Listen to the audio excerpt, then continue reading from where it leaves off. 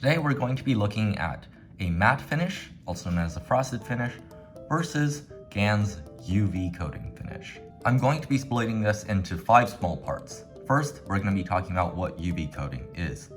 Next, we're going to be talking about the budget of the UV coat.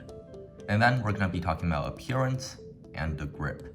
Lastly, I just want to conclude with a quick opinion and general statement about which one is better. The UV coat for GAN is very similar to SpeedCube Shop's PVC coating.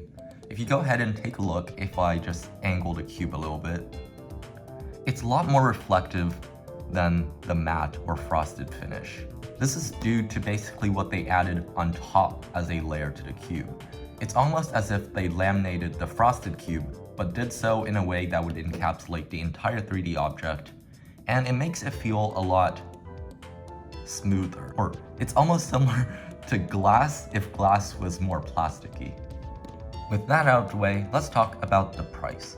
At most major retailers like SpeedCube Shop or GAN itself, UV coating usually comes at around $5 more than a frosted finish. Now, if you're buying a GAN cube that costs around $80, I don't think that $5 is going to make that big of a difference. So in the end, it really comes down to the other 2 aspects that you need to consider. Of course, if you still don't want to spend that extra $5, the frosted is perfectly fine. Next, let's talk about appearance. Now, when it comes to the appearance or looks of the UV coating, I found that it's actually very subjective. A lot of people have said that they like the UV coating, and as for a poll or survey that I put out a little bit earlier, about 70 or 80% of you guys actually said you like the UV coating better. However, I have found online that some people also like the frosted better. When it comes to appearance, it really depends on the kind of look that you're going for with your cube. Now, let's talk about the largest thing that you need to consider when you're choosing between frosted or UV. The grip. When you're talking about grip, there's 2 scenarios you need to consider. One is when your hands are relatively dry, and the other one is when your hands may be a little bit wet, either because of something you did before, such as maybe like washing your hands, or maybe just because you're sweating a little bit when you're cubing. When it comes to dry hands relatively, the frosted may feel a little bit slippery. But with the UV, the dry hands typically make the cube a lot more grippy and easier to use. However, when your hands may be sweating a little bit, the frosted may feel a little bit more slippery.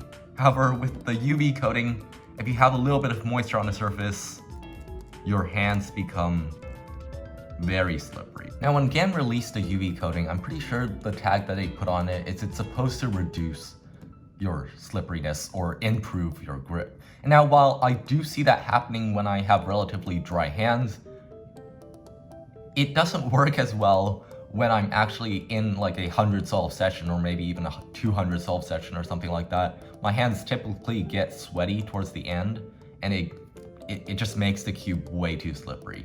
And also when I'm doing OH or something like that, and I just have more of a sweaty hand, it just makes the cube so much harder to handle, and it just slips a lot, like what is happening right now. So overall, I feel like when it comes to the grip, if you're someone who doesn't sweat as much, like literally, then I feel like the UV coating is great. If you sweat a lot, both are basically equally slippery in the end. Now, with that all said and done, let's talk about the final issue. Which one should you get, the frosted or the UV? I feel like the most important factor to consider when it comes to this is the grip. If you're actually really into speed cubing and you care about the times that you get, I think what you should focus the most on is which one has the better grip for you specifically, based on how much you sweat and all of that stuff. However, if you're not that much of a speed cubing enthusiast and you don't really care about the specific times that you get, then maybe appearance is also something that you need to care about. If you just like the way that UV looks and you don't really care about the grip, then go ahead and choose UV. However, if you like the way the frosted looks, then go ahead, choose that. You also get to save the extra $5. Also, I just want to mention, a little while ago, someone came to me with a question about whether or not the frosted scratches easier than the UV. And the answer is no. So I've had this GAN 11 for a couple of years now, and the one thing that you can tell that is really old is because the GAN logo is kind of worn off a little bit.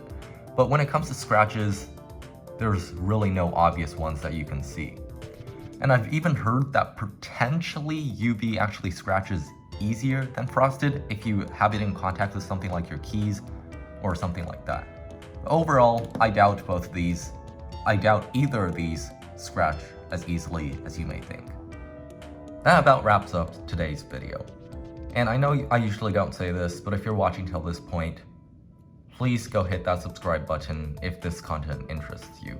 We're really close to 800 at the end of this year, and it would mean so much to me if we can get to 800 before 2023.